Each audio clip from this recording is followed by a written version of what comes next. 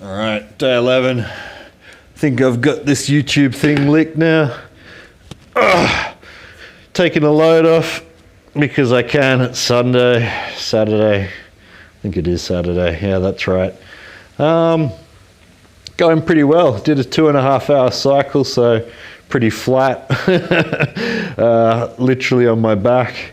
Had a cheat day as well, so had a nice snooze afterwards and got some Domino's pizza. Ate it all and slightly blew out my kilojoule rating by about 3 times what I'm normally eating, if not probably 4 times.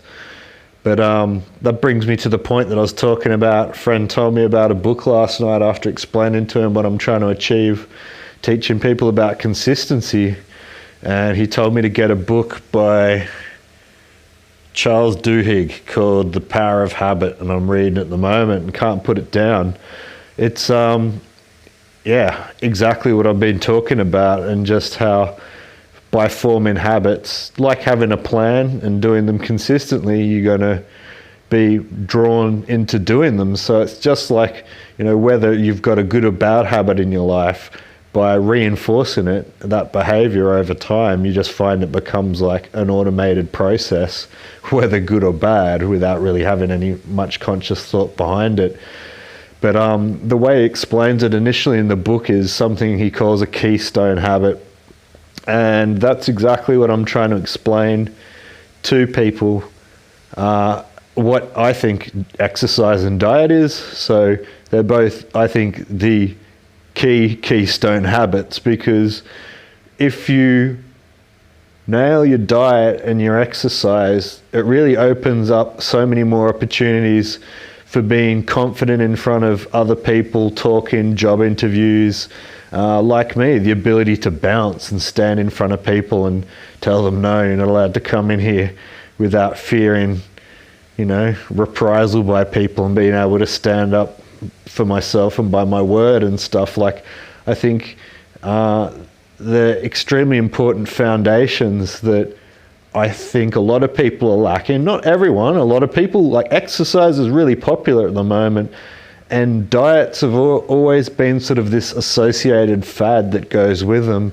And I just wish people had the same diligence that I see with so many people with their exercise, like every day an hour at the gym or whatever, a couple of days a week an hour at the gym, or they commute on bike, or they do that, but then they just eat garbage, or they drink a whole bunch of alcohol, or they, smoke cigarettes or something like that. Like, it's just another habit. And I think really all I'm trying to inspire people with diet and exercise is that, you can really get away with murder. And I was just speaking to another friend who I do personal training with on Twitch, and he was saying The Rock, Dwayne Johnson, multi-millionaire, played football, then was like a WWE, which is, fake, but they're still extreme athletes, right? He's a monster of a dude, right?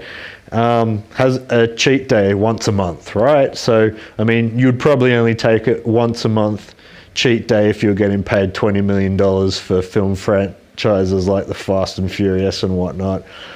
Terrible films, garbage films, but I can't, lie. I think I've seen most of them. But yeah, you should, if you have the habit, most of the time you're doing the right thing, then it doesn't matter if that once in a while you don't hold yourself to that and do get drunk even, or whatever it is that your vice is, since everybody's got a different vice, go knock yourself out and don't feel guilty about it. Don't beat yourself up on it.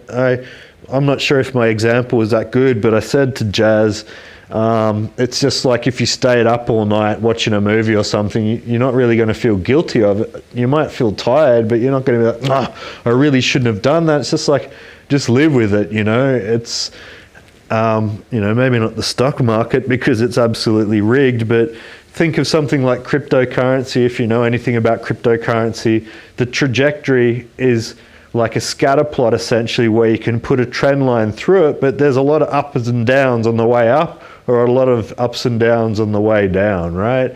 That's normal, right? So you're never going to have this perfect diet like a monk that never go, like, you know, some people could, you know, and I know my sister, for instance, could just stop drinking like that and not drink for months, if not years, I think it was in the end. Like, you know, I've never been able to do it, but I always thought it was a bad idea because I just thought it would make me feel guilty by relapsing and drinking, or relapsing, and, you know, not that I've never stopped exercise or something, but it's something that you should be aware that anything, and I've discussed this with my sister as well, is that, you know, there will be ups and downs, you know, on your path to sobriety or your path to health in exercise or healthy diet or whatever it is.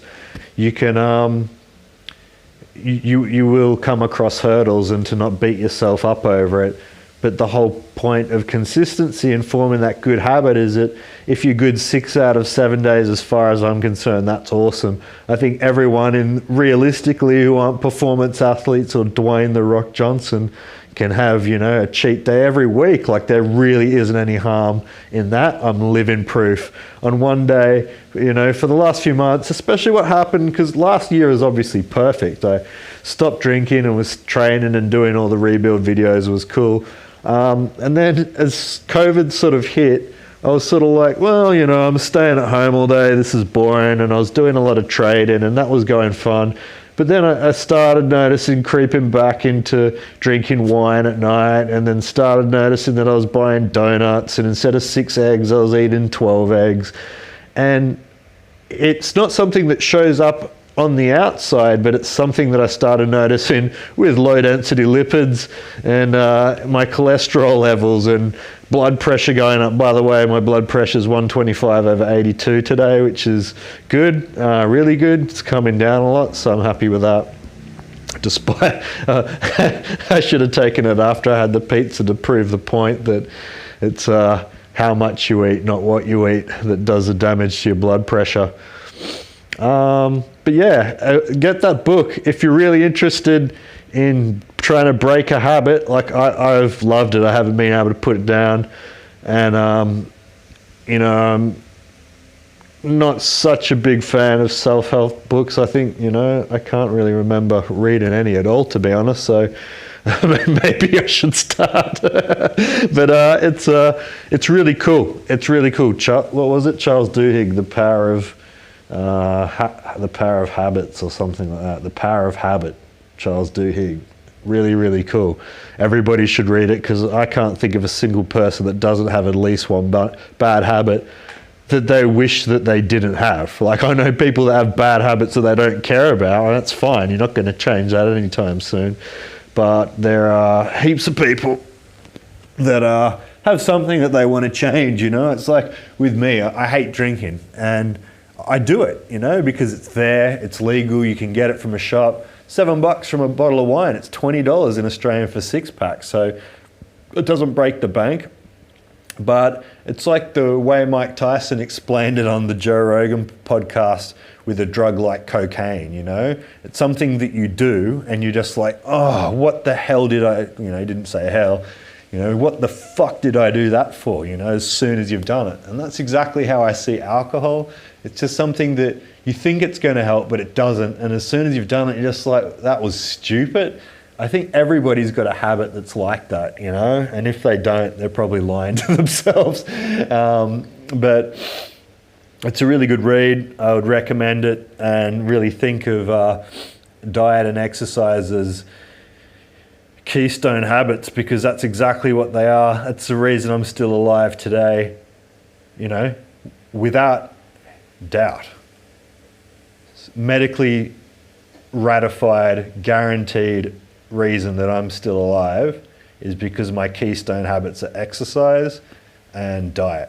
It's a reason my renal system's in good nick, my heart's in good nick, everything's in good nick, really. It's not a miracle, it's just a simple keystone habit. I'll leave it at that. I'm going to go and finish my spouse's PC before she realizes there's some left. Night.